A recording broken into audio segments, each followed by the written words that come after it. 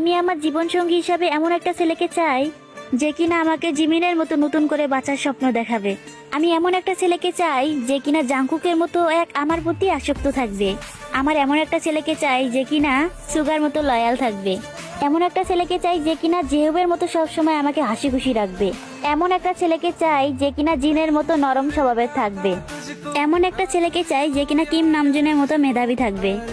আমার এমন একটা ছেলেকে চাই যে কিনা ভিয়ের মতো গুড বয় থাকবে, যে কিনা সব সময় আমার মনের ভাষা বোঝার চেষ্টা করবে।